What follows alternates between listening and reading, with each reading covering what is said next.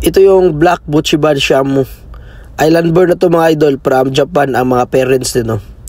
Na breeding na sa Pilipinas yung mga import nating mga materialis. Ngayon, ito na yung mga na-produce nating mga Buchiban Shamu. Napakaganda ng Buchiban Shamu na to, matangkad. Ang liig ay nag-swing. Tingnan nyo mga idol, napakaganda. Isang Black Buchiban Shamu. Ang good name niya ay si Black Panther. Marami na tayong breeding ng ganitong mga Shamu mga idol. Maganda ang tayuan kapag pure na Shamu. Lalong-lalo na itong mga Buchiban Shamu. Matikas talaga ang kanilang tayo. Ito yung pinagmamalaking game fowl ng Japan. Dahil sa kanilang purmahan, napaka-astig talaga. Makikita nyo mga idol, napaka-upwing at saka napaka-upright.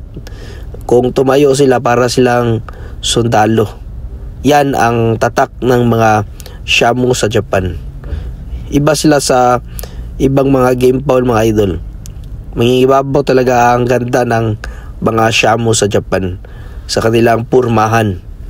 Meron din namang iba't ibang kulay ang mga Shamu sa Japan mga idol.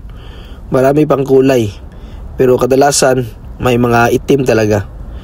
Itong sa atin, itong nasa video ay Buchiban Shamu to. Iba naman yung Okiban Shamu.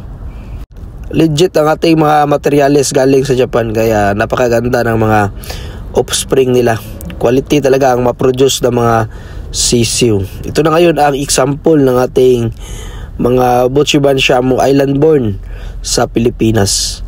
Marami pa tayong mga bagong mga import mga idol sa Pilipinas para pang breeding ulit ng ating mga materialis. Kasi ang mga naunang import natin ay tumanda na sila. Kailangan na palitan ng mga bagong import.